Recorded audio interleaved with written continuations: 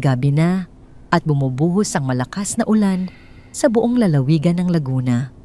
Ang langit ay nagdilim na parang nagbabadya ng isang masamang pangitain. Sa gitna ng walang tigil na pagbagsak ng tubig mula sa himpapawid, isang puting taxi ang dahan-dahang huminto sa tapat ng isang bagong tayong mansyon sa Santa Rosa. Bumukas ang pinto ng sasakyan at bumaba ang isang lalaking nasa edad 40. Siya si Victor. Suot ang isang makapal na jacket na galing pa sa Saudi Arabia. Hinila niya ang dalawang malalaking maleta mula sa likod ng taxi. Ang kanyang mukha ay pagod at puyat bakas ang higit 5 taon na pagtatrabaho bilang inhenyero sa gitna ng disyerto. Wala siyang dalang payong, kaya't sa loob lamang ng ilang segundo ay basang-basa na ang kanyang damit. Ngunit hindi ininda ni Victor ang lamig. Nakatuon ang kanyang mga mata sa bahay na nasa kanyang harapan. Ito ang katas ng kanyang pawis at dugo. Isang malaking bahay na may 2 palapag pininturahan ng kulay cream at ginto na may mga haliging matatayog na tila sumisimbolo sa tagumpay ng isang overseas Filipino worker. Pero may kakaiba. Ang bakod na bakal ay napakataas at sa ibabaw nito ay may nakapulupot na matatalim na barbed wire. Ang bahay ay mukhang hindi isang tahanan, kundi isang kuta o bilangguan. Binayaran ni Victor ang driver at pinanood ang pag-alis ng taxi. Naiwan siyang mag-isa sa dilim. Wala siyang sinabihan na uuwi siya ngayong gabi. Gusto niyang sorpresahin ang kanyang asawang si Vanessa at ang kanyang inang si Consuelo. Iniisip niya ang nangiti ng kanyang ina at ang mahigpit na yakap ng kanyang asawa. Iyon ang nagpapatatag sa kanya sa mga gabing nangungulila siya sa ibang bansa. Lumapit si Victor sa gate. Pinindot niya ang doorbell ng madiin. Ang tunog ng bell ay umalingaw-ngaw sa loob ng malaking bahay ngunit walang sumasagot. Pinindot niya ito ulit, mas mahaba, mas mapilit. Sa wakas bumukas ang ilaw sa terrace sa 2 palapag. Nakita ni Victor ang anino ng isang babae sa bintana. Sumigaw si Victor upang marinig siya sa kabila ng ingay ng ulan. Tinawag niya ang pangalan ng kanyang asawa. Sinabi niyang siya ito si Victor at nagpapabukas siya ng pinto. Ang anino sa bintana ay tila natigilan. Hindi ito gumalaw ng ilang sandali, parang nakakita ng multo. Pagkatapos ay bigla itong nawala. Ilang minuto pa ang lumipas bago bumukas ang main door. Lumabas si Vanessa na may dalang payong. Nakasuot siya ng isang manipis at mamahaling silk na pantulog na kulay pula. Ang kanyang buhok ay magulo at ang kanyang mukha ay namumutla sa ilalim ng ilaw ng poste. Nagmadali siyang buksan ang gate. Ang kanyang mga kamay ay nanginginig habang pinipihit ang susi sa kandado. Nang mabuksan ang gate, hindi siya ngumiti. Ang kanyang mga mata ay nanlalaki sa gulat at takot. Tinanong niya si Victor kung bakit naroon na ito at kung bakit hindi ito tumawag o nag-text man lang. Ang tono ng kanyang boses ay hindi masaya. Ito ay puno ng kaba at pagkabahala. Pumasok si Victor, dala ang kanyang mga maleta. Niyakap niya ng mahigpit ang kanyang asawa, sabik na sabik. Naamoy niya ang mamahaling pabango ni Vanessa, isang amoy na hindi pamilyar sa kanya. Hinalikan niya ito sa noo, ngunit naramdaman niyang nanigas ang katawan ni Vanessa. Hindi ito gumanti ng yakap. Bumitaw si Victor at tinitigan ang asawa. Tinanong niya kung may problema ba. Napansin niya ang pawis sa noo ni Vanessa kahit na malamig ang hangin. Pilit nang ngumiti si Vanessa. Sinabi niyang nagulat lang siya at hindi siya makapaniwala na nasa harap na niya ang asawa. Sinubukan niyang maging malambing, hinawakan ang braso ni Victor at inaya itong pumasok sa loob dahil baka magkasakit ito sa ulan. Pumasok sila sa loob ng bahay. Ang interior ay mas marangya kaysa sa inaasahan ni Victor. Ang sahig ay gawa sa imported na marmol. Ang chandelier ay kumikislap sa gitna ng sala at ang mga muebles ay halatang galing pa sa Europa. Pero ang hangin sa loob ay malamig at amoy air freshener na masyadong matapang. Inilibot ni Victor ang kanyang paningin. Hinahanap ng kanyang mga mata ang pinakaimportanteng tao sa buhay niya. Inasahan niyang sasalubungin siya nito kahit na mabagal ang lakad dahil sa rayuma. Tinanong ni Victor kung nasaan ang nanay Consuelo. Sinabi niyang may dala siyang gamot para sa tuhod nito at ang paborito nitong tsokolate. Biglang natahimik ang paligid. Ang tunog lamang ng aircon ang naririnig. Si Vanessa ay tumalikod at nagpunta sa kusina upang kumuha ng tubig. Ang kanyang mga kilos ay balisa. Nabitawan niya ang baso at ito ay nabasag sa sahig, lumikha ng isang matinis na tunog. Lumapit si Victor upang tulungan siya, ngunit pinigilan siya ni Vanessa. Sinabi ng babae na siya na ang bahala at huwag nang lumapit si Victor dahil may bubog. Muli tinanong ni Victor kung nasaan ang kanyang ina. Bakit wala ito sa sala? Tulog na ba ito? Humarap si Vanessa kay Victor. Ang kanyang mga mata ay nagsimulang magtubig. Isang luhang pilit at ensayado ang tumulo sa kanyang pisngi. Lumapit siya kay Victor at hinawakan ang mga kamay nito. Sa nanginginig na boses, sinabi ni Vanessa na patawarin siya ni Victor. Sinabi niyang hindi na niya alam kung paano sasabihin ang balita. Kumabog ng malakas ang dibdib ni Victor. Hinawakan niya sa balikat si Vanessa at niyugyug ito ng bahagya. Tinanong niya kung anong ibig sabihin nito. Yumuko si Vanessa at humagulgol. Sinabi niyang wala na si Nanay Consuelo. Patay na ito. Parang binuhusan ng malamig na tubig si Victor. Ang kanyang mundo ay tila huminto sa pag-ikot. Ang mga tuhod niya ay nanghina at napaupo siya sa mamahaling sofa. Hindi siya makapagsalita. Ang tanging lumalabas sa kanyang bibig ay ang paulit-ulit na pagtawag sa kanyang ina. Nagpatuloy si Vanessa sa kanyang kwento. Sinabi niyang 3 buwan na ang nakararaan nang mangyari iyon. Isang malubhang sakit na nakakahawa ang dumapo sa matanda. Tuberculosis na may komplikasyon sa baga. Mabilis daw ang pangyayari. Sinabi ni Vanessa na hindi niya sinabi kay Victor dahil ayaw niyang mag-alala ito habang nasa trabaho. Ayaw niyang masira ang kontrata ni Victor at mapauwi ito nang wala sa oras. Tinanong ni Victor kung bakit hindi man lang siya tinawagan noong nasa ospital ang ina. Bakit hindi siya nakapagpaalam? Sumagot si Vanessa na yun daw ang bili ng nanay. Ayaw daw ng matanda na mag-alala ang anak. Gusto raw ni nanay na tapusin ni Victor ang trabaho para sa kinabukasan nila. Dagdag pa ni Vanessa dahil sa tindi ng impeksyon, hindi na pinaglamayan ang matanda sa bahay. Diretso na raw ito sa sementeryo at selyado ang kabaong.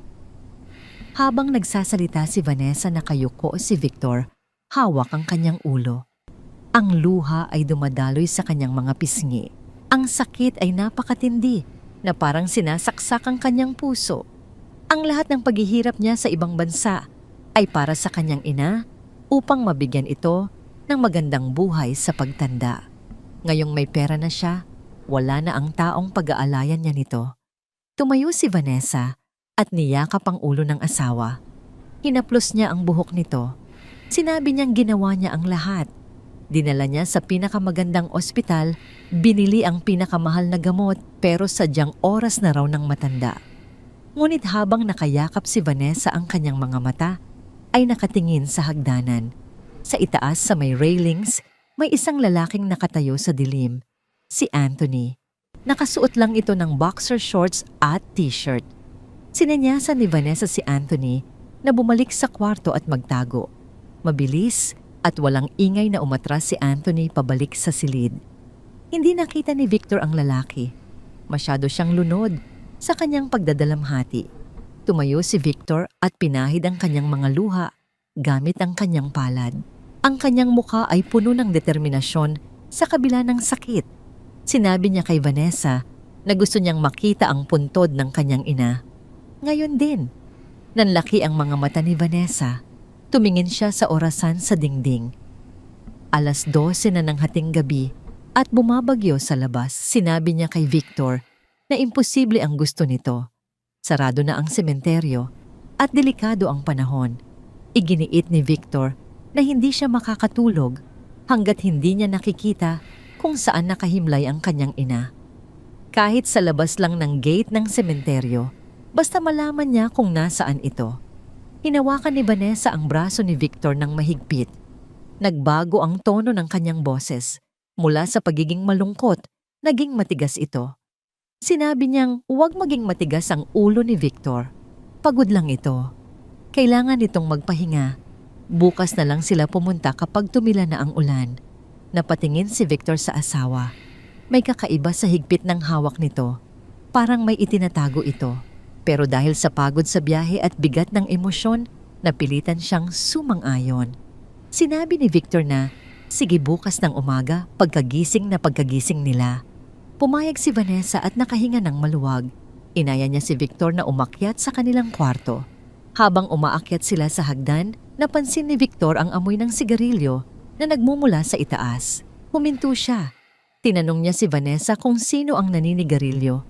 Gayong hindi naman naninigarilyo ang asawa niya. At lalong hindi siya naninigarilyo. Natigilan si Vanessa. Mabilis siyang nag-isip. Sinabi niyang galing iyon sa kapitbahay o baka sa mga trabahador na nag-ayos ng bubong kanina. Pumasok lang daw ang usok sa bintana. Hindi na kumibo si Victor, pero ang kanyang isipan ay gising na gising. Ang amoy ay sariwa pa, hindi amoy ng usok na galing sa malayo. Pumasok sila sa master bedroom, malinis malamig at amoy lavender. Pero sa gilid ng kama napansin ni Victor ang isang baso ng alak na may lipstick mark at isang pangalawang baso na walang laman sa kabilang side table. Inignora muna ito ni Victor. Pumasok siya sa banyo upang maghilamos. Tinitigan niya ang kanyang sarili sa salamin. Ang mga mata niya ay mapula. Ang puso niya ay punong-puno ng pangungulila sa kanyang ina. Samantala, sa labas ng bahay sa likurang bahagi, kung saan naroon ang mataas na pader, may isang lumang bodega na gawa sa kahoy at yero. Ito ay nakahiwalay sa main house at natatakpan ng makapal na mga halaman. Sa gitna ng malakas na ulan at kulog, walang sino man ang makakarinig sa mahinang tunog mula sa loob nito. Isang matandang babae ang nakahiga sa sahig na semento. Siya ay payat na payat, halos butot balat. Ang kanyang damit ay gula-gulanit at marumi. Nakakadena ang kanyang paa sa isang bakal na poste. Narinig niya ang pagdating ng sasakyan kanina. Narinig niya ang sigaw ng isang lalaki sa gate. Kilala niya ang boses na yon. Iyon ang anak niya, si Victor. Sinubukan ng matandang babae na sumigaw, pero ang lalamunan niya ay tuyot at masakit. Ang lumabas lamang sa kanyang bibig ay isang mahinang ubo. Kinalampag niya ang kanyang kadena, pero ang tunog ng bakal ay nilamon ng ingay ng ulan na bumabagsak sa yero. Tumulo ang luha ng matanda. Alam niyang nandyan na ang kanyang anak, ilang metro lang ang layo. Pero para siyang nasa kabilang mundo. Pumikit siya at nagdasal, umaasa na maramdaman ng anak ang kanyang presensya sa kabila ng makakapal na pader at kasinungalingan. Hindi dinalaw ng antok si Victor ng gabing iyon. Nakahiga siya sa malambot na kama, nakatitig sa kisame na pinalamutian ng mamahaling gypsum board at ilaw. Sa tabi niya mahimbing na natutulog si Vanessa. Ang dibdib ng kanyang asawa ay payapang tumataas baba, tila walang magabag sa konsensya. Ngunit para kay Victor ang katahimikan ng kwarto ay nakabibingi. Ang bawat sulok ng bahay na ito ay sumisigaw ng yaman. Ang aircon ay tahimik, ang kumot ay gawa sa Egyptian cotton at ang kurtina ay mabigat at mukhang galing pa sa ibang bansa. Ito ang buhay na pinangarap nila noon. Ito ang dahilan kung bakit tiniis ni Victor ang init ng disyerto at ang lungkot ng pagiging mag-isa sa Saudi. Pero ngayong nandito na siya, pakiramdam niya ay isa siyang dayuhan sa sarili niyang tahanan. Bumangon si Victor. Hindi niya kayang manatili sa kwartong iyon. Ang amoy ng mamahaling pabango ni Vanessa ay humahalo sa isang kakaibang amoy-amoy ng sigarilyo at alak na pilit tinakpan ng air freshener. Alam niyang hindi naninigarilyo si Vanessa at ang 2 baso ng wine sa mesa kanina ay hindi maalis sa kanyang isipan. Dahan-dahan siyang lumabas ng kwarto. Ang pasilyo ay madilim, tanging ang liwanag ng buwan mula sa bintana ang nagbibigay ng tanglaw. Bumaba siya sa hagdan. Ang bawat hakbang niya ay mabigat dala ang bigat ng balitang natanggap niya kanina. Patay na ang kanyang ina. Hindi pa rin siya makapaniwala. Dumiretso si Victor sa kwarto ng kanyang ina sa ground floor. Iyon ang laging bilin ni Nanay Consuelo. Gusto nito sa baba dahil sumasakit ang tuhod nito sa pag-akyat.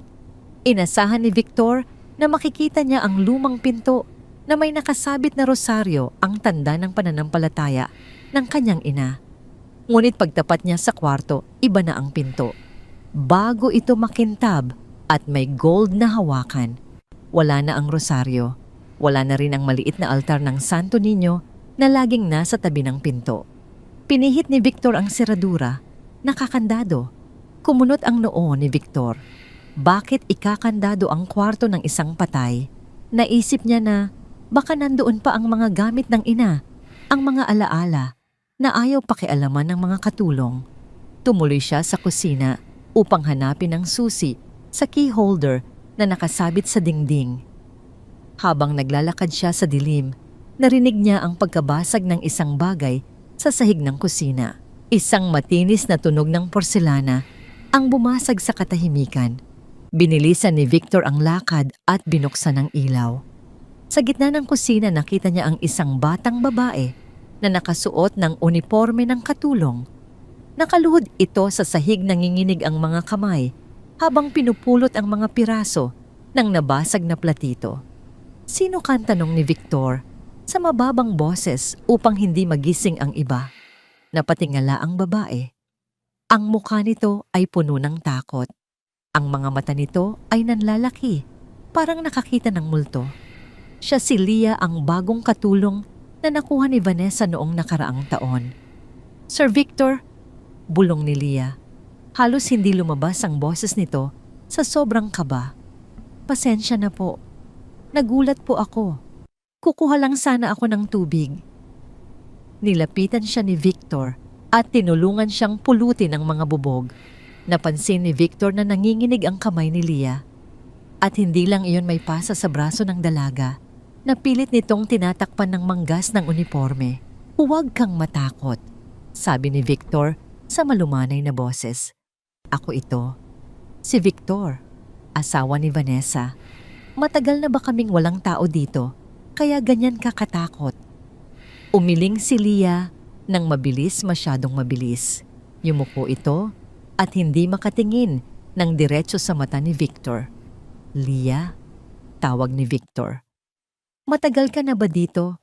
Naabutan mo ba si Nanay Consuelo? Sa pagbanggit ng pangalan ng matanda, natigilan si Leah sa pagpulot ng bubog. Ang kanyang balikat ay nanigas.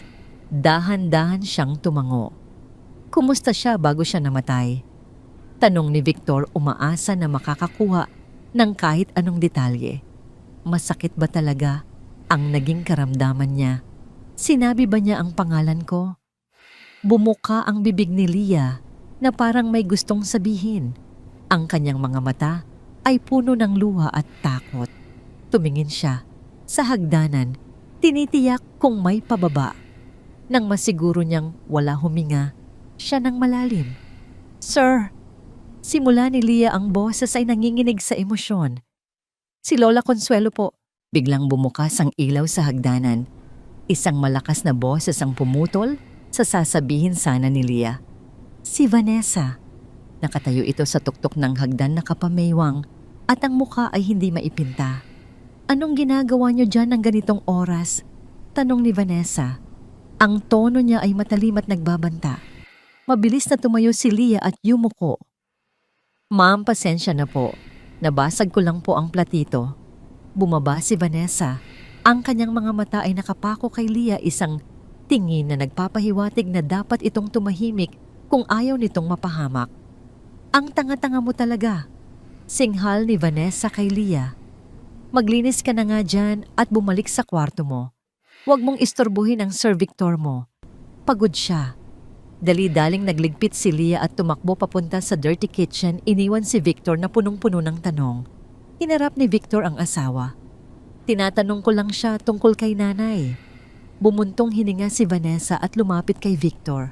Hinawakan niya ang braso ng asawa, pinalambot ang kanyang ekspresyon. Kung sinabi ko naman sa'yo masakit ang nangyari, ayaw na nilang pag-usapan dahil na-trauma din sila. Nakakahawa ang sakit ni nanay, di ba natakot sila? Tinanggal ni Victor ang kamay ni Vanessa. Gusto kong makita ang kwarto ni nanay. Ngayon na. Nakalock. Natigilan si Vanessa. Saglit na dumaan ang kaba sa mukha nito bago napalitan ng pilit na ngiti. Hon gabi na, bukas na lang. Ngayon na, mariing utos ni Victor. Ang kanyang pasensya ay nauubos na. Bahay ko ito, Vanessa. Bakit kailangan kong magpaalam para pumasok sa kwarto ng nanay ko? Nakita ni Vanessa na seryoso si Victor. Alam niyang hindi ito titigil. Kinuha niya ang susi mula sa bulsa ng kanyang silk robe at padabog na naglakad papunta sa kwarto sa ibaba. Sige, sabi ni Vanessa. Pero huwag kang magugulat. Binago ko na ang ayos. Binuksan ni Vanessa ang pinto. Pumasok si Victor at binuksan ang ilaw. Ang inaasahan niyang amoy ng lumang kahoy at katol na laging gamit ng ina ay wala na. Wala na rin ang kama kung saan siya laging tumatabi sa ina noong bata pa siya.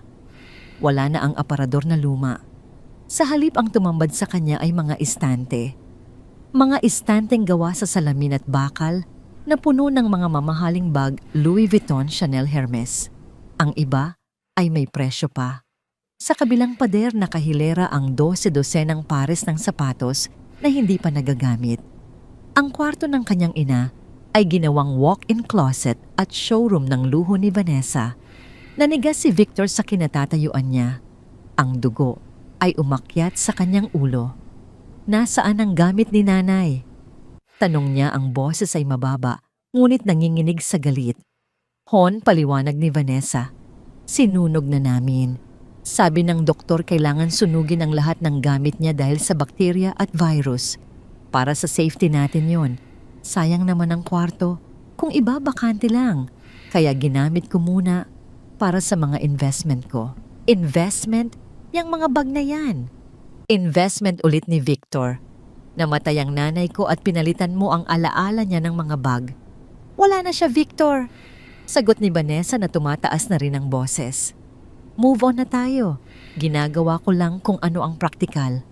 Hindi na nakasagot si Victor. Ang sakit ay humahalo sa pagkasuklam. Tinitigan niya ang asawa, parang hindi niya ito kilala. Ang babaeng pinakasalan niya ay simple lang noon. Ngayon nilamon na ito ng kinangnang salapi. Tumalikod si Victor at lumabas ng kwarto. Hindi niya kayang makipagtalo. Masyado siyang pagod at wasak. Dumiretso siya sa terrace sa likod ng bahay para huminga ng sariwang hangin. Tumila na ang ulan, ngunit ang hangin ay nananatiling malamig at nyebeng-nyebe. Ang bakuran ay madilim. Ang dating malawak na hardin na tinataniman ng ina ng mga gulay at orkidya ay sementado na ngayon. Sa dulo ng bakuran nakita niya ang lumang bodega. Ito ay napapaligiran ng mataas na bakod na may yero hiwalay sa ganda ng main house. Parang isang sugat na pilit tinatakpan. Nakatitig si Victor sa bodega. May naramdaman siyang kakaiba. Ang balahibo sa kanyang batok ay tumindig. Sa katahimikan ng madaling araw, narinig niya ito. Isang mahina at garalgal na tunog. Uhog-uhog. Tunog ito ng isang ubo.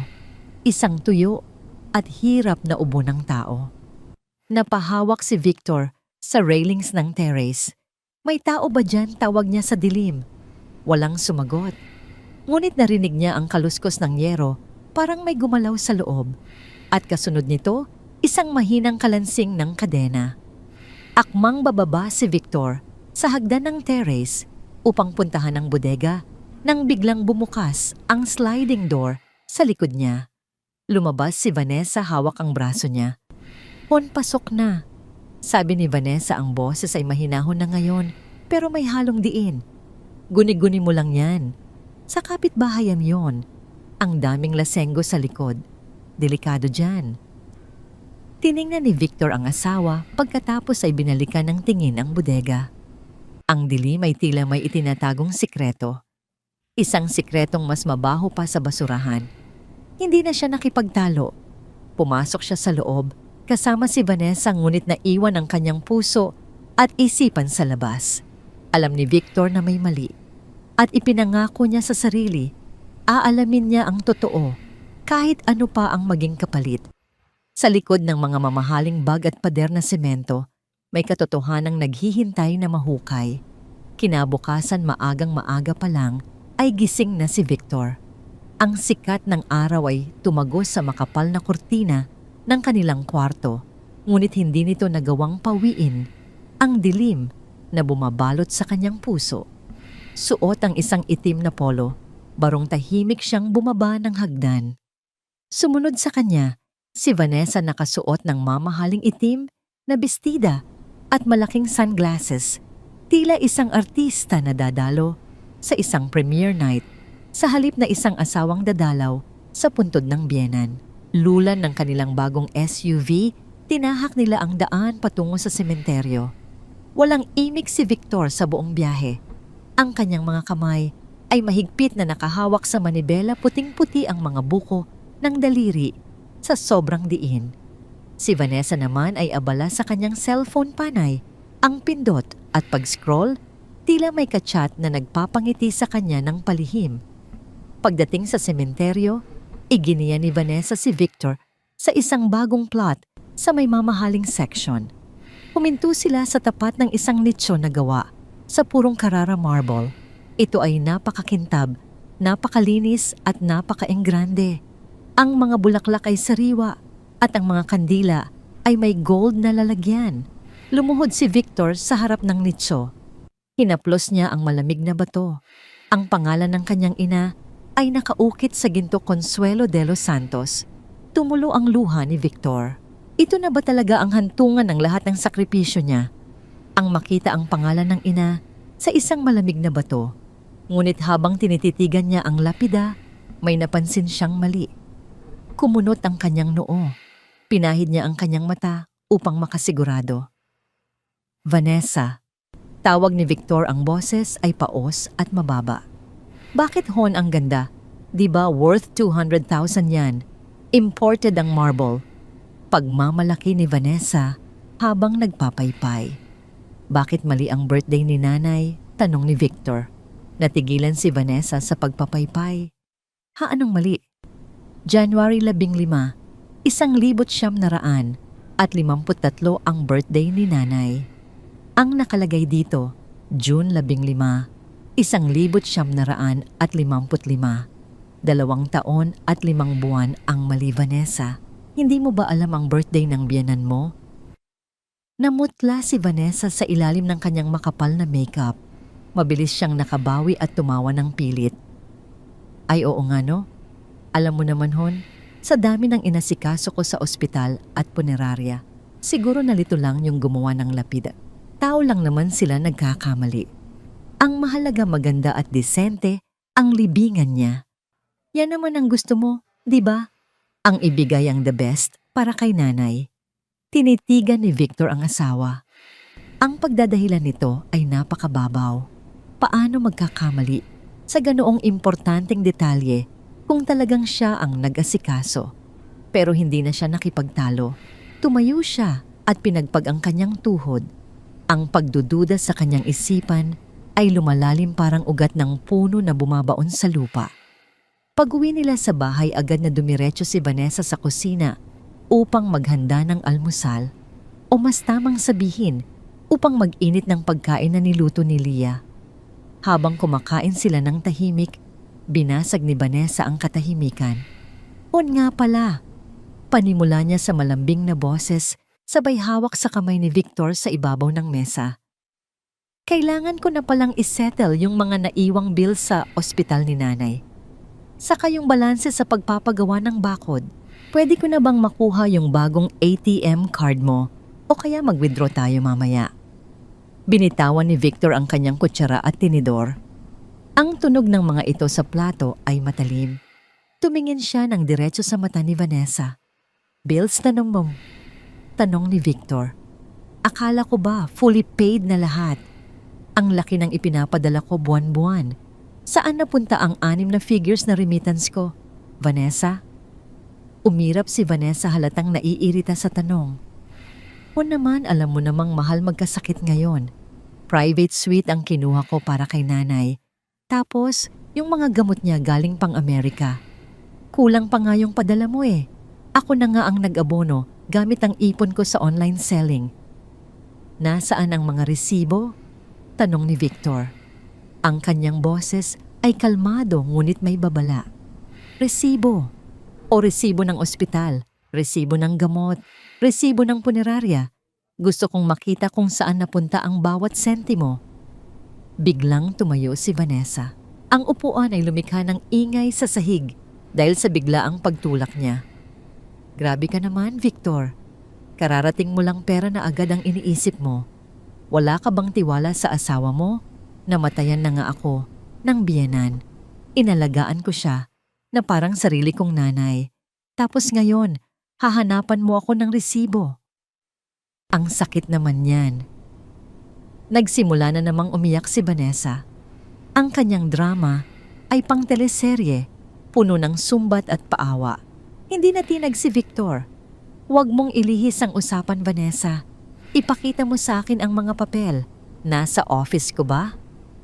Tumalikod si Vanessa at nagkunwaring naghuhugas ng pinggan upang takasan ang tingin ng asawa. Wala na. Itinapon ko na. Sabi ko nga sa'yo sinunog na lahat dahil sa virus. Nakakahawa ang gamit ni nanay. Hindi na sumagot si Victor. Tumayo siya at iniwan ang asawa sa kusina. Dumiretso siya sa kanyang dating opisina sa ilalim ng hagdan. Ang kwartong ito ay dati niyang tambayan puno ng libro at plano ng mga bahay. Pagbukas niya ng pinto, amoy kulob ang sumalubong sa kanya. Ang mesa niya ay puno ng alikabok. Sinimulan niyang halughugin ang mga drawer. Wala siyang nakitang medical records. Wala ring death certificate. Pero sa pinakahuling drawer sa ilalim ng mga lumang magazine, may nakita siyang isang kahon ng sapatos. Binuksan niya ito. Tumambad sa kanya ang isang tumpok ng mga papel.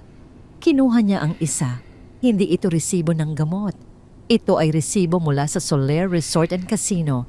Pet sa 2 buwan na ang nakakaraan. Halaga 50,000 piso.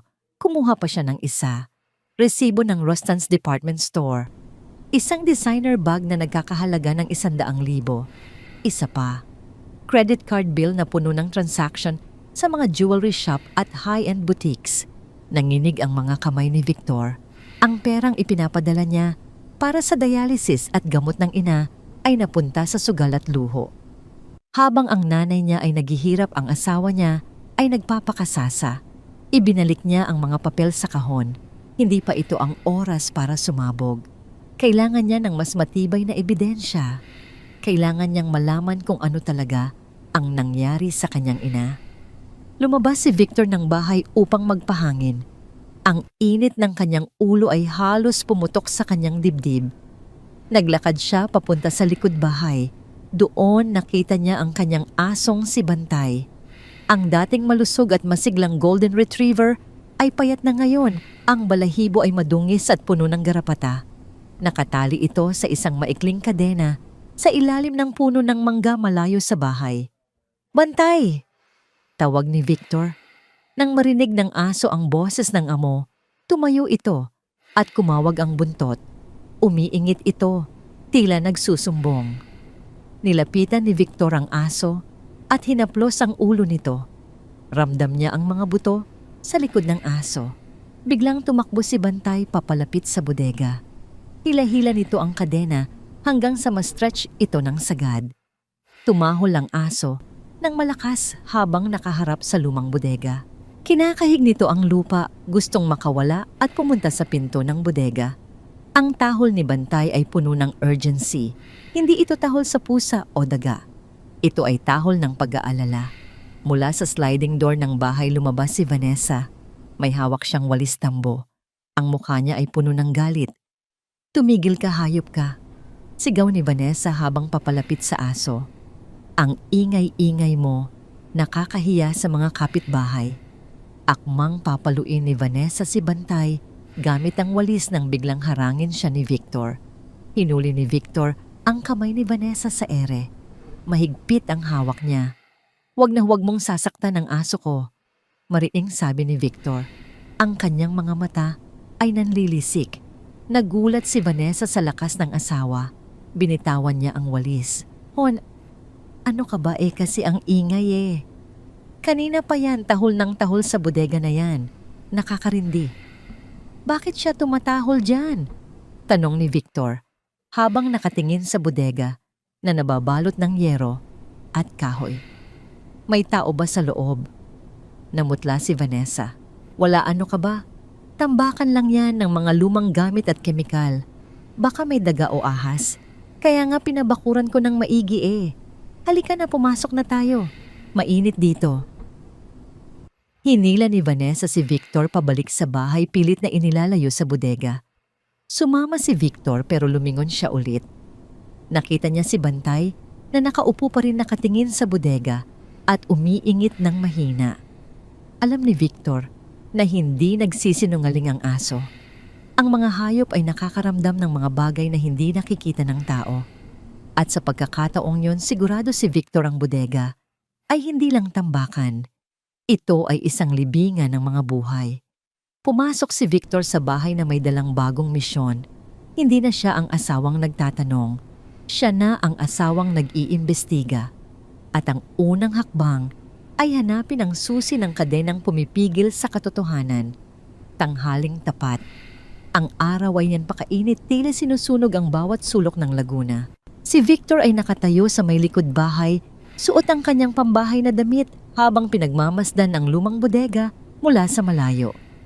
Ang init ng panahon ay walang binatbat sa init na nararamdaman niya sa kanyang ulo habang iniisip ang mga kasinungalingan ni Vanessa. Ang bodega ay gawa sa pinagtagpi-tagping yero at kahoy, pero ang seguridad nito ay pangbangko.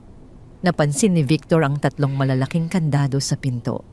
Ang mga bintana ay tinakpan ng makapal na plywood mula sa labas at may barbed wire na nakapulupot sa bubong. Kung tambakan lang ito ng mga lumang gamit at kemikal, gaya ng sabi ni Vanessa, bakit kailangan itong bantayan ng ganito kahigpit? Humakbang si Victor papalapit. Gusto niyang silipin kung may siwang sa mga dingding. Ang lupa ay tuyo at maalikabok. Bawat hakbang niya ay lumilikha ng tunog ng pagdudurog ng mga tuyong dahon. Nang makalapit siya ng kaunti na amoy niya ito ulit. Ang masangsang na amoy. Hindi ito amoy ng chemical o pintura. Ito ay amoy ng dumi ng tao at nabubulok na pagkain na naiwan sa init ng araw. Tinakpan ni Victor ang kanyang ilong gamit ang likod ng kanyang palad. "May tao ba dyan?" tanong niya sa hangin. Walang sumagot.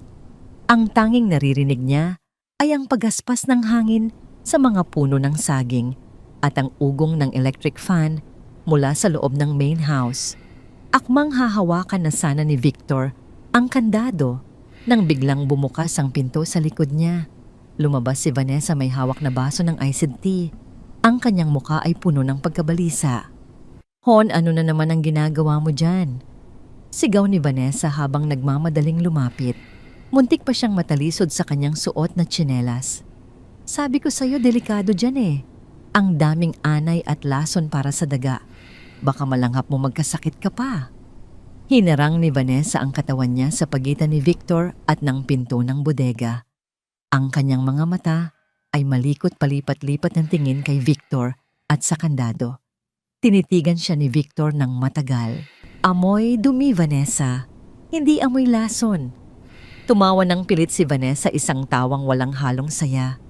O naman syempre may mga daga na namamatay dyan sa loob dahil sa lason. Yung bangkay nila ang nangangamoy, kaya nga ayokong lumalapit ka eh. Halika na sa loob, mainit dito.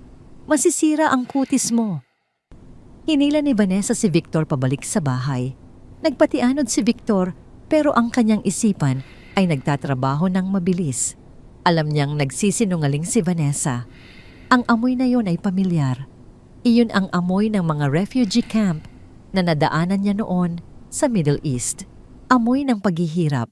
Pagpasok nila sa sala, agad na umupo si Vanessa sa sofa at binuksan ang TV ng malakas. Gusto niyang lunurin ang katahimikan.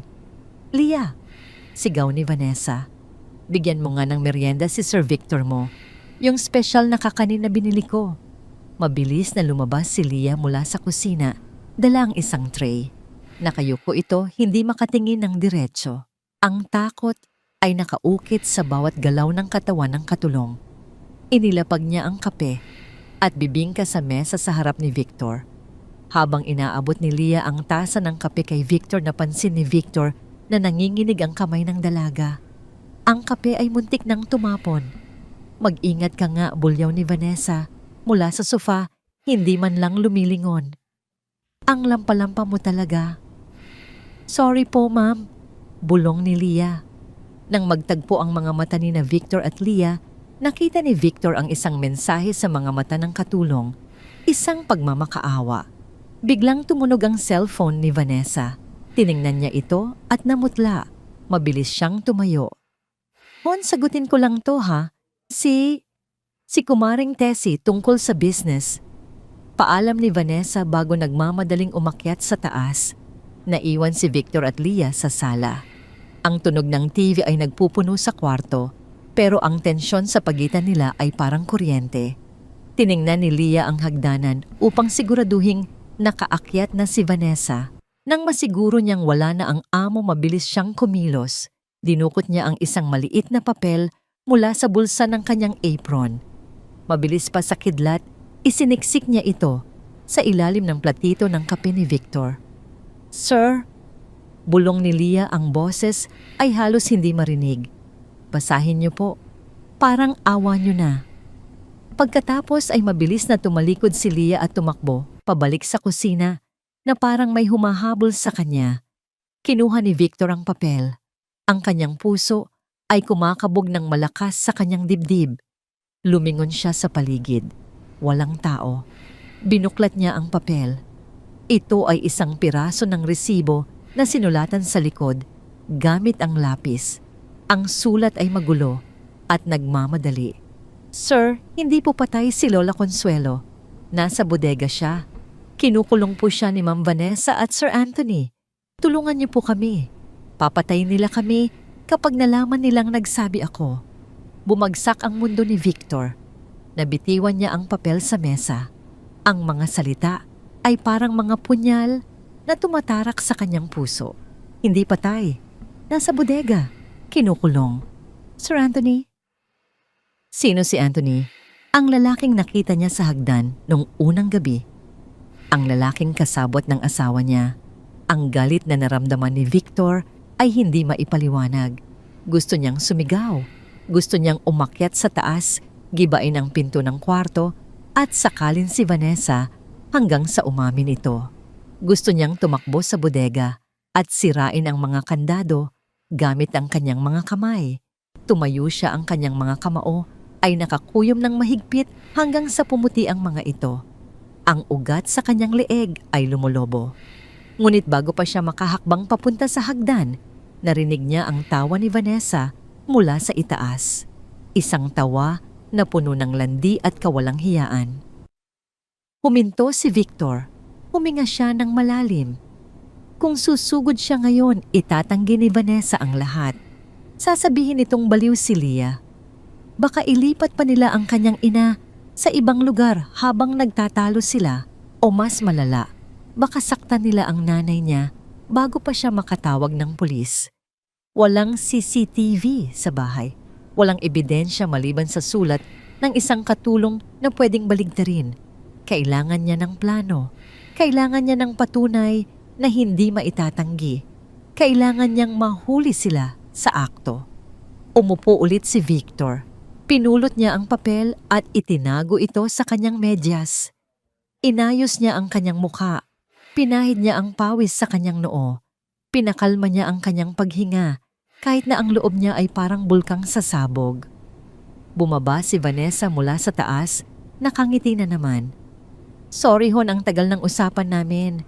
Alam mo na orders." Tumingin si Victor sa asawa niya. Sa halip na galit, nagpakita siya ng pagod na ngiti. Isang ngiti ng isang asawang nagtitiwala pa rin. Okay lang, Hon, sabi ni Victor sa pinakamalamig na boses na kaya niya. Naiintindihan ko. Masipag ka talaga para sa future natin. Lumapit si Vanessa at hinalikan siya sa pisngi. Siyempre naman, para sa atin to.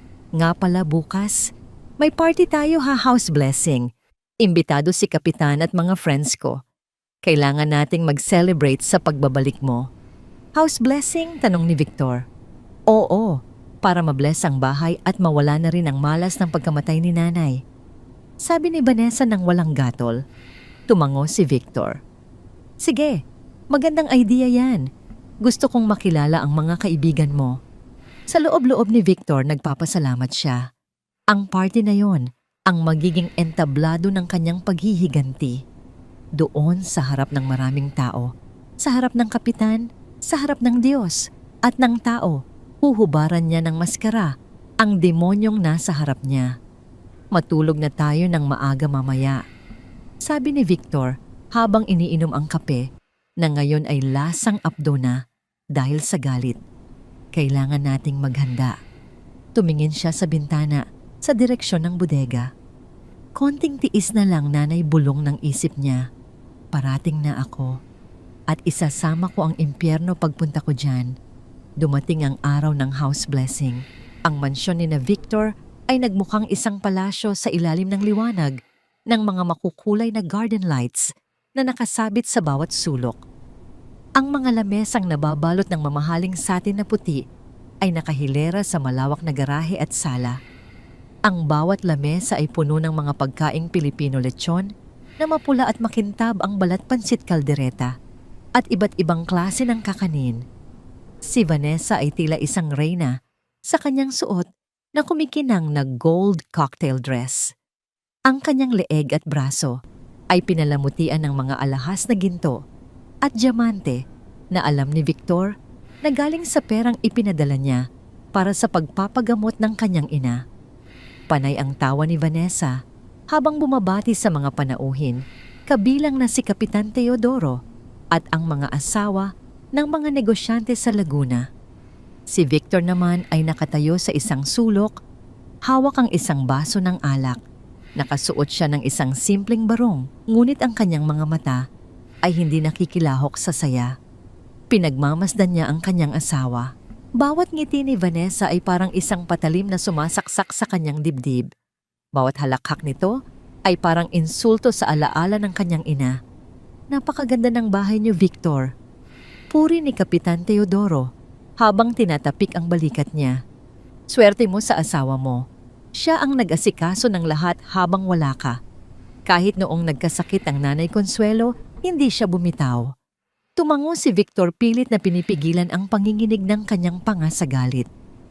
Opo, Kapitan. Napakasipag ni Vanessa. Hindi ko makakalimutan ang lahat ng ginawa niya. Sa kalagitnaan ng gabi, nagsimula ang live band na tumugtog ng mga masasayang kanta. Ang ingay ng musika at ang tawanan ng mga tao ay bumabalot sa buong bahay. Ito ang pagkakataong hinihintay ni Victor. Lahat ay abala. Lahat ay nakatingin sa harap. Dahan-dahang lumabas si Victor sa gilid ng bahay. Bit-bit niya ang isang malaking kagamitan na kinuha niya ng palihim. Sa garahe, isang heavy-duty na bolt cutter at isang matibay na crowbar. Ang bawat hakbang niya sa damuhan ay maingat pilit na iniiwasan ang liwanag ng mga garden lights. Narating niya ang likod bahay. Dito ang ingay ng party ay tila malayo at muffled. Ang lumang bodega ay nananatiling madilim at nakakatakot sa dulo ng bakuran. Ang amoy na masangsang ay lalong tumindi, tila sumasabay sa init ng gabi. Nilapitan ni Victor ang pinto. Hinawakan niya ang unang kandado. Ang bakal ay malamig at magaspang sa kanyang palad. Ipinitpit niya ang dulo ng bolt cutter sa kandado. Gamit ang lahat ng kanyang lakas mula sa braso at balikat pinigan niya ang kagamitan. Isang matigas na pagkaputol ang naramdaman niya sa mga hawakan ng cutter. Nalaglag ang unang kandado sa lupa. Lumikha ng isang mahinang tunog sa tuyong damo. Ginawa niya ito sa ikalawa at ikatlong kandado. Ang bawat pagkaputol ay parang pagtanggal ng tinik sa kanyang puso. Nang matanggal ang lahat ng hadlang, isiningit ni Victor ang crowbar sa siwang ng pinto. Pinuwersa niya itong buksan. Ang tuyong kahoy ay tila nagrereklamo sa puwersa, lumilikha ng tunog ng pag-atungal ng nababali na materyales. Sa wakas, bumukas ang pinto. Isang hanging may dalang amoy ng uling dumi at pagkabulok ang humampas sa mukha ni Victor. Muntik na siyang masuka, pero pinigil niya ang kanyang sarili. Binuksan niya ang isang maliit na flashlight na nakatago sa kanyang bulsa. Ang liwanag ng flashlight ay gumala sa loob ng masikip at madilim na silid. Walang bintana. Ang tanging hangin ay nanggagaling sa maliliit na siwang ng yero sa bubong. Sa sulok may mga lumang gulong ng sasakyan at mga basag na paso. At doon sa gitna ng silid, sa ibabaw ng isang manipis at maruming banig na nakalatag sa semento, may isang anino. Nanay, bulong ni Victor. Ang kanyang boses ay nanginginig, puno ng takot na baka mali ang hinala niya o baka huli na siya. Ang anino ay gumalaw ng bahagya. Isang maruming kumot na kulay abo ang dahan-dahang naibaba. Tumambad ang isang mukha na hindi na makikilala ni Victor. Ang buhok nito ay puting-puti na magulo at punong-puno ng alikabok. Ang balat nito ay nakadikit na sa mga buto sa mukha. Ang mga mata ay nanlalaki sa takot habang nakasilip sa liwanag ng flashlight. Huwag niyo po akong saktan, bulong ng matanda. Ang boses nito ay parang gasgas na plaka, tuyot na tuyot at halos hindi lumalabas sa lalamunan. Hindi na po ako uubo. Hindi na po ako hihingi ng tubig. Huwag niyo po akong paluin. Binitawan ni Victor ang bolt cutter sa sahig. Ang tunog ng bakal sa semento ay umalingaw-ngaw sa loob ng bodega. Lumuhod siya sa tabi ng matanda. Nay, si Victor ito. Isak ni Victor. Hindi na niya napigilan ang pagtulo ng mga luha na kanina pa niya kinikimkim. Ang matandang babae ay natigilan. Dahan-dahan niyang itinaas ang kanyang nanginginig na kamay. Ang kanyang mga kuko ay mahahaba at marumi. Hinawakan niya ang pisngi ni Victor. Nararamdaman ni Victor ang magaspang at malamig na balat ng kanyang ina. Victor, tanong ni Nanay Consuelo. Anak ko, Victor, panaginip ba ito? Patay na ba ako? Hindi po, Nay. Buhay kayo. Buhay na buhay kayo. Sabi ni Victor habang hinahalikan ang kamay ng ina. Narito na po ako. Hindi ko na kayo iiwan. Napansin ni Victor ang isang bakal na kadena sa kanang paa ng kanyang ina na nakakabit sa isang posteng kahoy. Ang balat sa bukong-bukong ng matanda ay may sugat na at nangingitim dahil sa pagkaskas ng bakal. Ang galit ni Victor ay umabot sa sukdulan. Ang kanyang buong katawan ay nanginginig. Sa labas narinig niya ang tawanan ng mga panauhin at ang masayang tugtugin ng banda. Ang kaibahan ng sitwasyon ay parang langit at impyerno. Mabilis niyang kinuha ang bolt cutter at pinutol ang kadena sa paa ng ina. Matapos maging malaya, binuhat ni Victor ang kanyang ina ng buong ingat. Ang matanda ay napakagaan, parang mga tuyong dahon na lamang ang bigat nito. Nay, aalis na tayo dito, bulong ni Victor habang pinupunasan ng luha sa mukha ng ina. Ang asawa mo, si Vanessa, papatayin niya ako, Victor. Takot na sabi ni Nanay Consuelo habang nakakapit sa leeg ng anak. Sabi niya, kapag nagsalita ako, sasabihin niya sa'yo na namatay ako sa aksidente para hindi ka na umuwi. Hindi na niya kayo masasaktan, Nay. Pangako ko yan, mariing sabi ni Victor. Dinala ni Victor ang kanyang ina sa likurang gate ng bakod kung saan walang tao. Doon ay naghihintay ang isang lumang sasakyan na hiniram niya sa isang tapat na kaibigan bago pa magsimula ang party. Inihiga niya ang ina sa likod ng sasakyan at binalot ng malinis na kumot. Leah, tawag ni Victor sa katulong na kanina pa pala nakatayo sa dilim malapit sa gate, umiiyak habang nakatakip ang kamay sa bibig. Sir, tulungan ko po kayo, sabi ni Leah. Leah, sumama ka sa kanila. Dalhin niyo ang nanay sa ospital sa kabilang bayan. Heto ang pera. Sabihin mo kay doktor, Ramos ako ang nagpadala sa inyo. Huwag kayong babalik dito hanggat hindi ko sinasabi utos ni Victor habang iniabot ang isang makapal na bundle ng pera. Tumango si Leah at sumakay sa sasakyan. Pinanood ni Victor ang pag-alis ng sasakyan hanggang sa mawala ang mga ilaw nito sa dulo ng kalsada. Huminga si Victor ng malalim. Pinahid niya ang kanyang mga luha at inayos ang kanyang barong na bahagyang nadumihan ng alikabok mula sa bodega. Tumingin siya sa mansyon na kumikinang sa ilaw. Ang party ay hindi pa tapos. Sa katunayan, ang pinakaimportanteng bahagi ng selebrasyon ay magsisimula pa lamang. Naglakad si Victor pabalik sa main house. Ang bawat hakbang niya ay puno ng puot at determinasyon. Pumasok siya sa sala kung saan nakita niya si Vanessa na masayang nakikipag-usap kay Kapitan Teodoro sa harap ng maraming tao. "Oh Victor, nasaan ka galing? Kanina ka pa hinahanap ni Vanessa." Biro ni Kapitan. Ngumiti si Victor, isang nangiting hindi umaabot sa kanyang mga mata. Isang nangiting nagbabadya ng isang unos na wawasak sa lahat ng kasinungalingan sa loob ng bahay na yon. "Nagpahangin lang po, Kapitan," sabi ni Victor habang kinuha ang mikropono mula sa gilid ng speaker. "May gusto lang po akong i-announce sa lahat bago tayo matapos." Napatingin ang lahat kay Victor. Si Vanessa ay lumapit sa kanya nakangiti, ngunit may bahid ng kaba sa kanyang mga mata nang makitang hawak ng asawa ang mikropono. Ang gabi pong ito ay hindi lang para sa house blessing. Panimula ni Victor sa harap ng lahat ng mga panauhin. Ang gabing ito ay para sa pagbubunyag ng katotohanan. Sa loob ng sasakyan, habang binabaybay ang madilim na kalsada, palayo sa mansyon, nananatiling nakayakap si Nanay Consuelo sa kumot na ibinalot ni Victor. Ang bawat pagyanig ng sasakyan ay nagdudulot ng bahagyang panginginig sa kanyang mahinang katawan.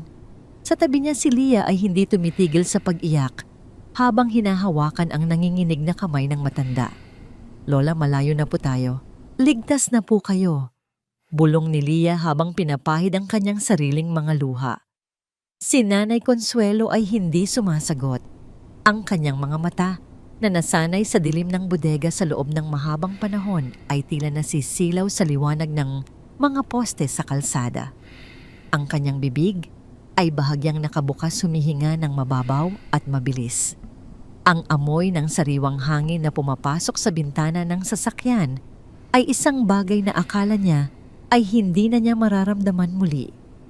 Samantala, bumalik si Victor sa loob ng mansyon. Ang tunog ng mikropono na tinatapik niya ay lumikha ng isang matalas na huni na kumuha sa atensyon ng lahat ng mga panauhin.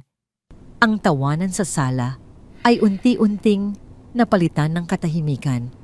Lahat ng mata ay nakatuon na ngayon kay Victor na nakatayo sa gitna ng marangyang hagdanan. Si Vanessa na nakatayo malapit sa buffet table ay biglang naramdaman ang panlalamig ng kanyang mga kamay. Ang ngiti sa kanyang labi ay unti-unting naglaho. May nakita siyang kakaiba sa mga mata ni Victor, isang lalim ng galit na hindi pa niya nakikita noon. "Victor, anong ginagawa mo? Masyado ka nang uminom.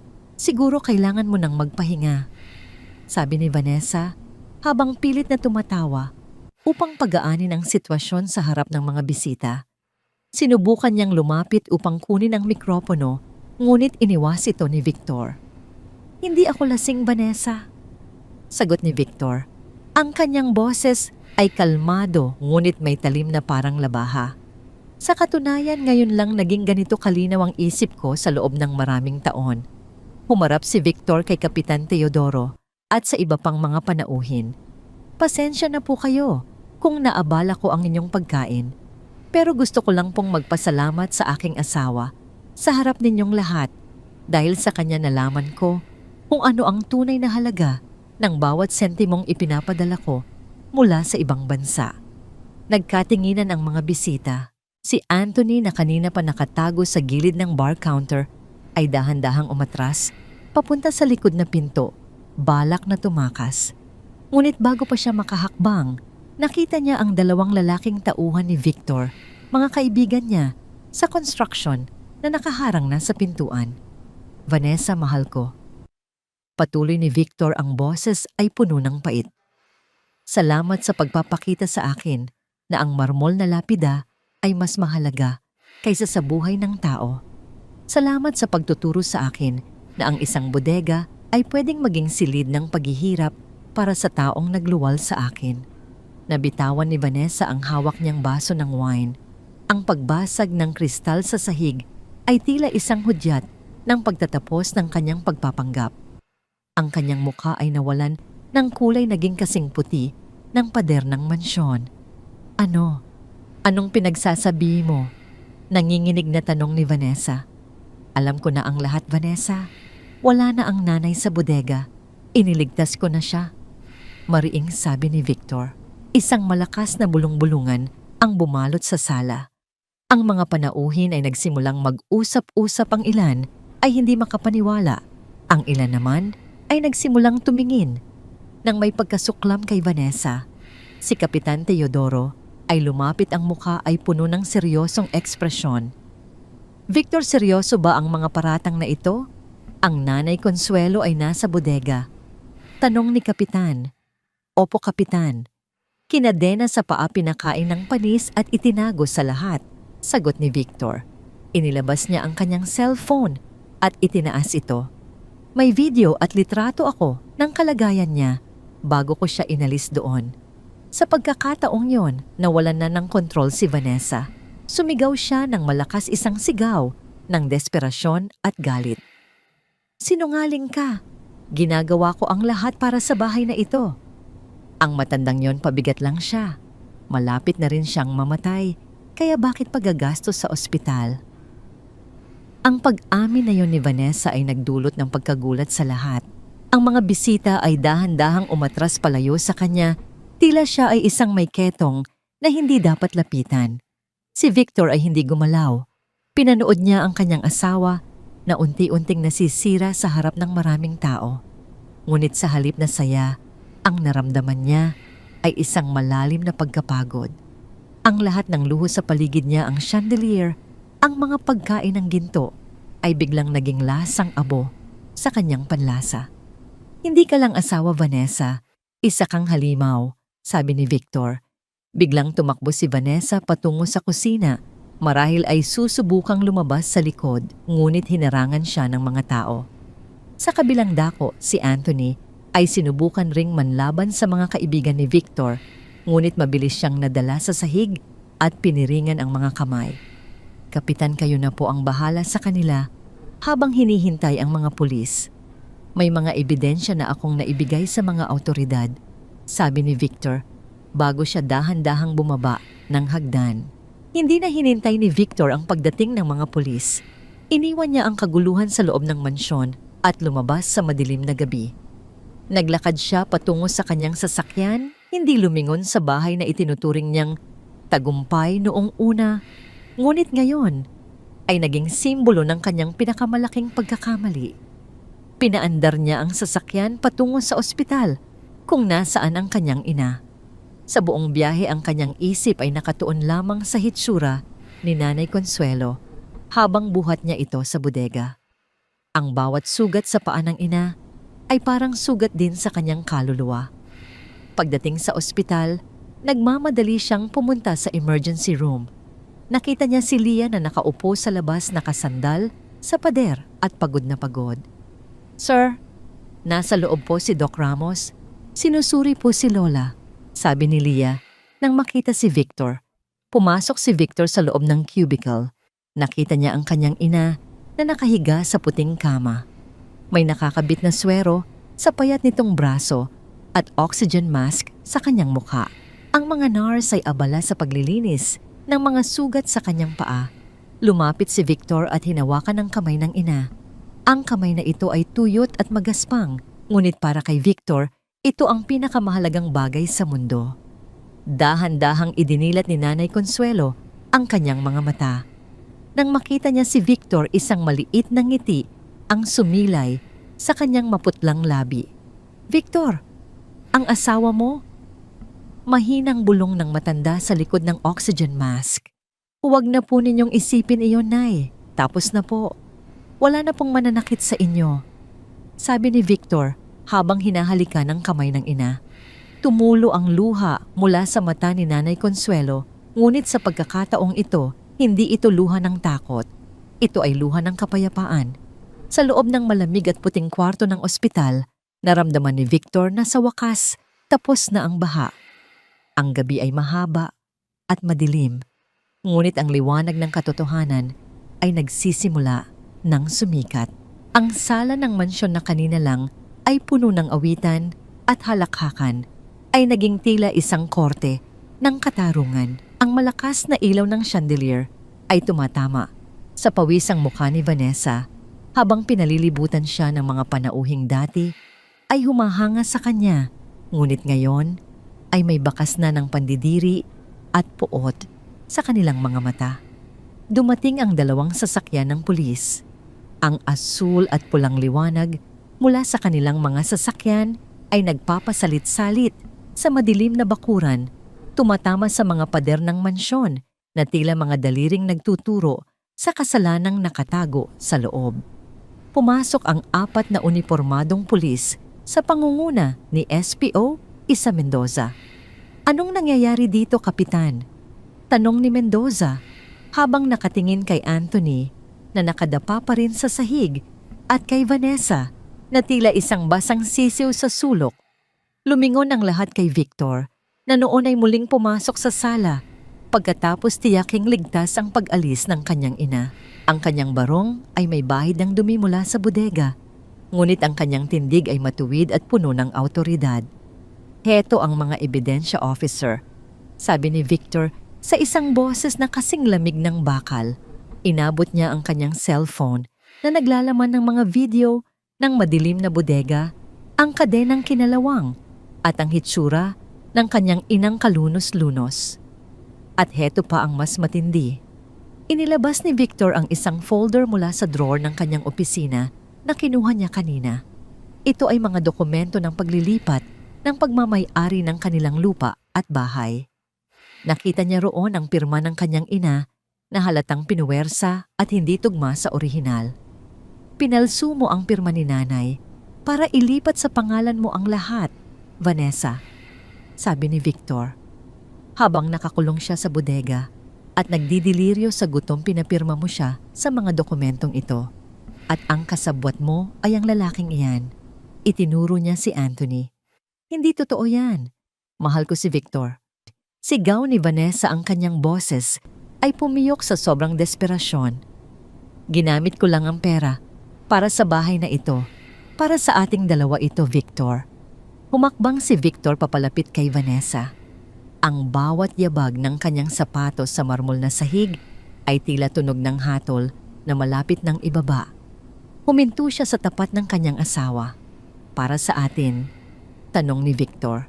Sa bawat bag na binili mo, ilang linggong gutom ang tiniis ni Nanay. Sa bawat alahas na suot mo, ilang latay ng latigo. O palo ang tinanggap niya para manahimik lang. Vanessa, hindi mo lang ako niloko. Pinatay mo ang pagkatao ng nanay ko habang humihinga pa siya. Biglang sumabog ang galit ng isang matandang babae mula sa mga bisita ang kapitbahay nilang si Aling Rosa. Lumapit ito at dinuro si Vanessa. Walang hiya ka. Tinatanong kita noon kung bakit may naririnig akong umiiyak sa likod. Sabi mo pusa lang. Iyon pala ay ang biyenan mo na demonyo ka. Nagkaroon ng kaguluhan nang tangkaing lapitan ng mga tao si Vanessa. Pinagilan sila ng mga pulis. Sa gitna ng gulo, sinubukan ni Anthony na manlaban muli, ngunit isang mabilis na pagpihitit ng braso mula sa isang pulis ang nagpatahimik sa kanya. Narinig ang tunog ng paglak ng posas, isang malamig na metalikong tunog na naghudyat ng katapusan ng kanilang kalayaan. Dali na sila sa presinto, utos ni Mendoza. Habang hinihila si Vanessa palabas, lumingon siya kay Victor. Ang kanyang maskara ay kumalat na sa kanyang mukha dahil sa luha at pawis. Mukha na siyang isang baliw. Victor, mapapatawad mo rin ako. Isipin mo ang pinagsamahan natin. Sigaw niya habang isinasakay sa likod ng mobile ng pulis. Tiningnan lamang siya ni Victor ng walang emosyon. Ang tanging pagsasama nating natitira ay sa loob ng korte, Vanessa. Ihahanda ko ang lahat ng kasong pwede kong isampa sa'yo. Sisiguraduhin kong sa kulungan ka natatanda. Nang umalis ang mga pulis na iwan ang katahimikan sa mansyon, ang mga bisita ay dahan-dahang nagsialisan dala. Ang isang kwentong hindi nila malilimutan habang buhay. Si Kapitan Teodoro ay lumapit kay Victor at hinawakan ang balikat nito.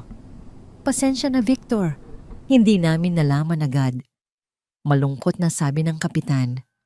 "Salamat pa rin, Kapitan," sagot ni Victor.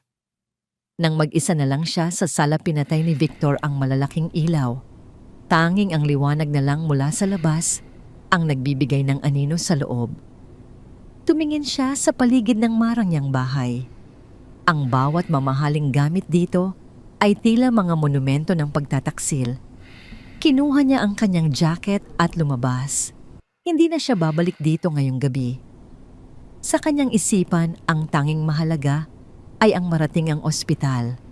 Gusto niyang doon siya abutin ng umaga sa tabi ng kama ng kanyang ina. Binabantayan ang bawat paghinga nito.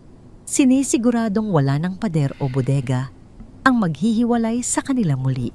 Ang ulan ay tumila na ng tuluyan at sa pagitan ng makakapal na ulap sumilip ang isang maliit na bituin, isang tanda na sa wakas ang pinakamahabang gabi sa buhay ni Victor ay malapit nang matapos. Sa loob ng selda ng presinto, ang amoy ng luma at malamig na semento ay humahalubilo sa amoy ng pawis at kawalang pag-asa. Si Vanessa ay nakaupo sa isang mahabang bangko na gawa sa kahoy. Ang kanyang gold cocktail dress ay punit na sa gilid at wala na ang kinang. Ang kanyang mga kamay na dati ay pinalalamutian ng diamante ay nakakabit ngayon sa malamig na bakal ng posas. Sa kabilang panig ng rehas, si Anthony ay pabalik-balik sa paglalakad, tila isang hayop na nakakulong. Ang kanyang mukha ay puno ng galit at sa bawat pagkakataon na tumitingin siya kay Vanessa, ang kanyang mga mata ay nanlilisik. Sinisisi nila ang isa't isa sa loob ng madilim na selda. Walang tigil ang palitan nila ng masasakit na salita, mga sumbat na nauuwi sa pag-iyak ng desperasyon. Habang nangyayari ito sa kabilang bahagi ng bayan ng ospital, ay nababalot ng katahimikan ng madaling araw.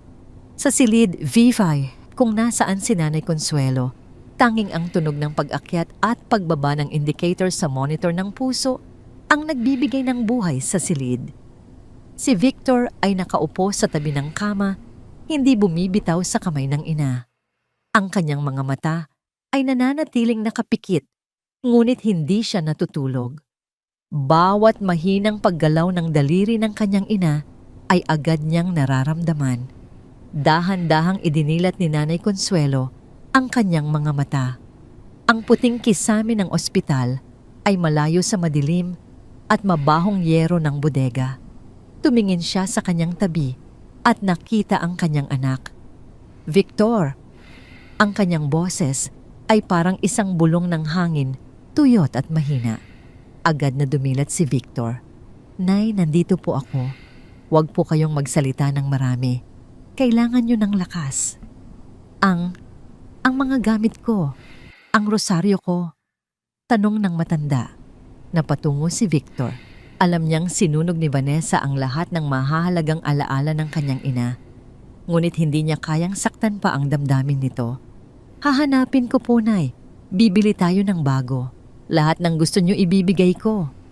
Hinawakan ni Nanay Consuelo ang mukha ng anak.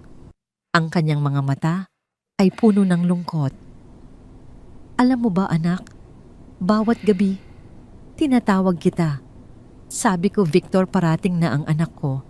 Siya ang magliligtas sa akin." Ang bawat salita ng ina ay parang isang kutsilyo na humihiwa sa puso ni Victor. Ang kanyang pagsisisi ay napakabigat. "Patawarin niyo po ako, Nay. Masyado akong naniwala sa mga sulat niya. Masyado akong naging bulag. Sa gitna ng kanilang pag-uusap, pumasok si Dr. Ramos.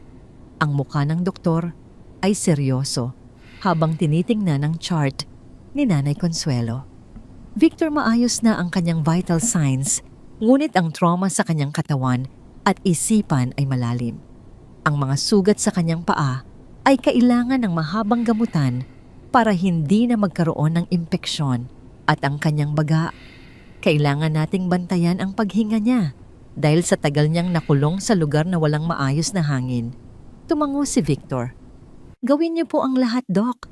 Kahit magkano babayaran ko. Samantala bumalik si Victor sa kanilang mansyon noong umagang yon para kunin ang ilang mahahalagang dokumento na magagamit niya sa korte. Ang bahay ay parang isang malaking libingan, malamig, tahimik at walang buhay. Ang mga natirang pagkain sa party kagabi ay nakatiwangwang pa rin nilalangaw at mabaho na. Sa kanyang paghahalughog, sa kwarto ni Vanessa, may nahanap siyang isang maliit na vault na nakatago sa likod ng mga mamahaling bag. Gamit ang lakas at galit pinuwersa niya itong buksan, gamit ang isang martilyo at pait. Ang bawat pagtama ng bakal sa vault ay tila isang pagpapakawala ng kanyang puot. Nang bumukas ang vault, hindi lang pera ang nakita niya. Nandoon ang mga liham na isinulat ni Nanay Consuelo para sa kanya noong unang taon niya sa Saudi, mga liham na hinarang ni Vanessa at hindi kailanman nakarating sa kanya. Binasa ni Victor ang isa sa mga ito. Victor, anak, sana ay maayos ka dyan. Huwag kang mag-alala sa akin. Pinapakain naman ako ng maayos ni Vanessa. Medyo sumasakit lang ang tuhod ko pero kaya ko pa naman. Mag-iingat ka lagi, anak. Mahal na mahal kita. Habang binabasa ni Victor ang mga lumang sulat, na ramdaman niya ang init ng mga luha na pumatak sa papel.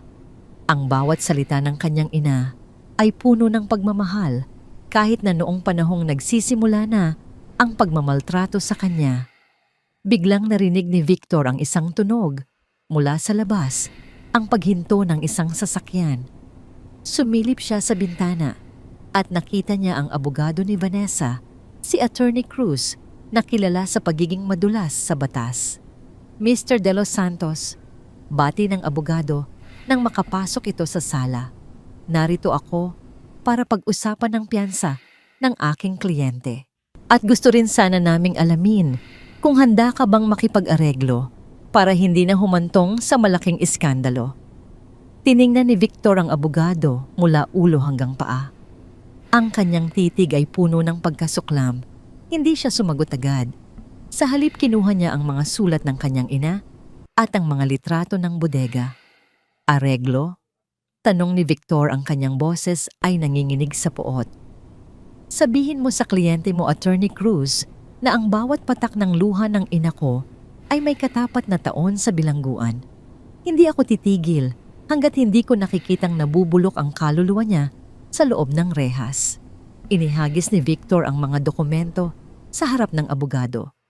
Umalis ka sa bahay ko bago ko pa makalimutan na may batas tayong sinusunod.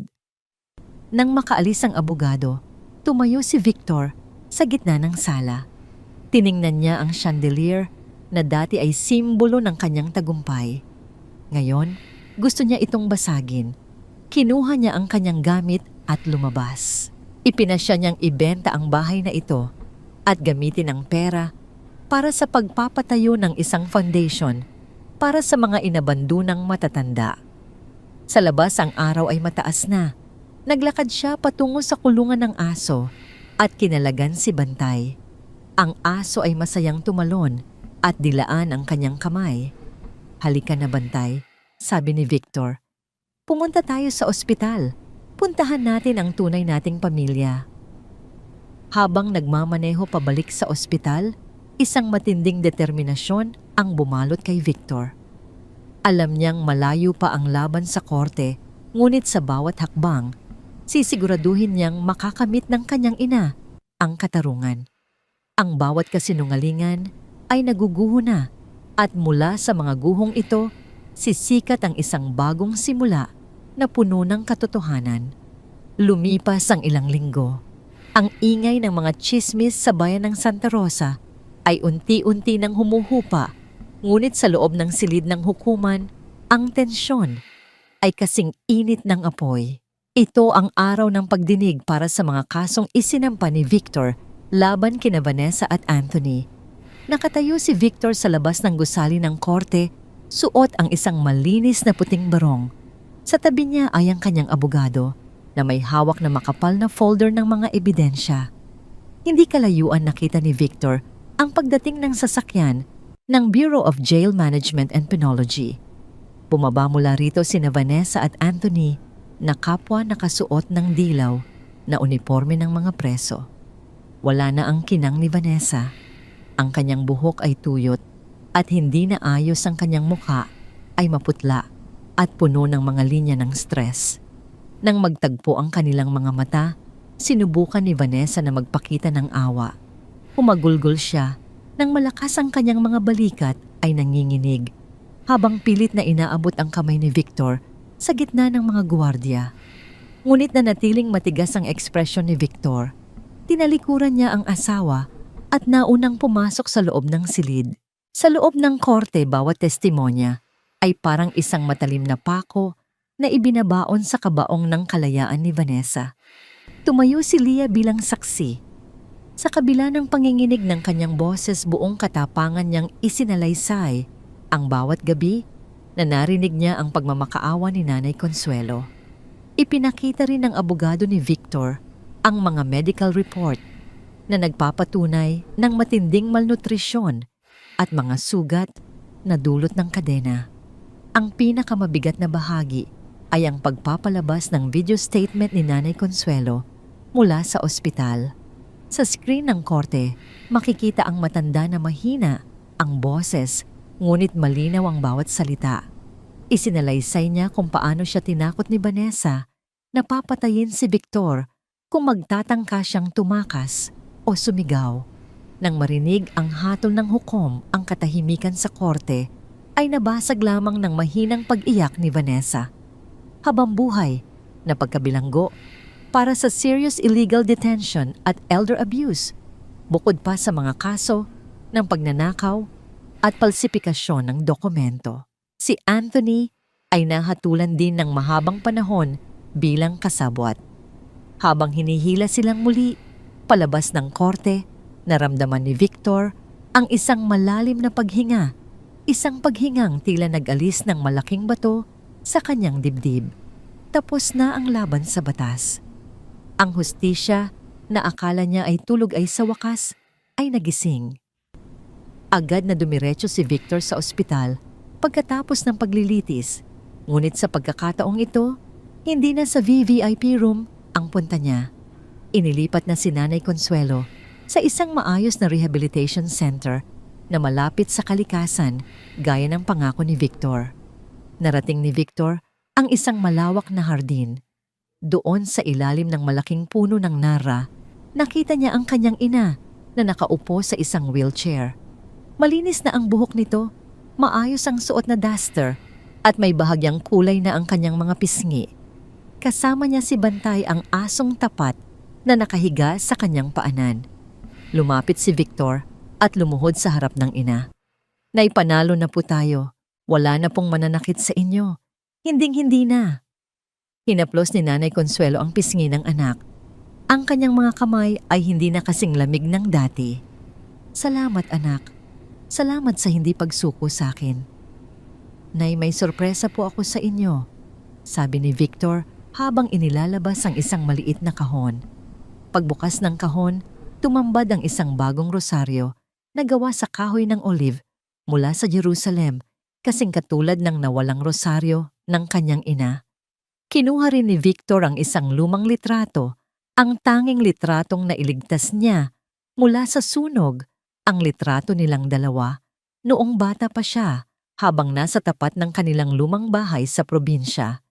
Niyakap ni Nanay Consuelo ang litrato at ang rosaryo sa kanyang dibdib. Tumulo ang kanyang luha, ngunit ito ay luha ng pasasalamat. Ang sikat ng hapon ay banayad na tumatama sa kanilang dalawa, lumilikha ng isang mapayapang anino sa damuhan. Gusto ko nang umuwi, Victor. Bulong ng matanda. Gusto ko nang makakita ng mga tanim na gulay at makarinig ng huni ng mga ibon sa umaga. Ngumiti si Victor. Opo, Nay. Pauwi na tayo. Pero hindi na sa bahay na yon. Nakahanap na ako ng isang maliit na lupain sa paanan ng bundok. Doon, malaya kayong makakapagtanim. Doon, walang mataas na pader na haharang sa hangin. Binuhat ni Victor ang kanyang ina mula sa wheelchair patungo sa sasakyan. Sa bawat hakbang naramdaman ni Victor ang tibay ng ugnayan nila. Ang mga sugat sa katawan ay unti-unti nang naghihilom at ang mga sugat sa kaluluwa ay dahan-dahan nang pinapawi ng pagmamahal. Habang nagmamaneho palayo sa sentro ng bayan, tiningnan ni Victor ang kanyang ina sa rearview mirror. Mahimbing na itong nakatulog yakap-yakap ang rosaryo. Ang daan sa harap nila ay malinaw at payapa. Ang dilim ng nakaraan ay ganap na ring nilamon ng papalubog na araw, nagbibigay daan sa isang bukas na puno ng pag-asa. Isang taon ang mabilis na lumipas. Malayo sa ingay ng lungsod at sa mga mapanghusgang mata ng lipunan, isang payak ngunit matibay na bahay na gawa sa kahoy at bato ang nakatayo sa isang luntiang burol sa paanan ng bundok Banahaw.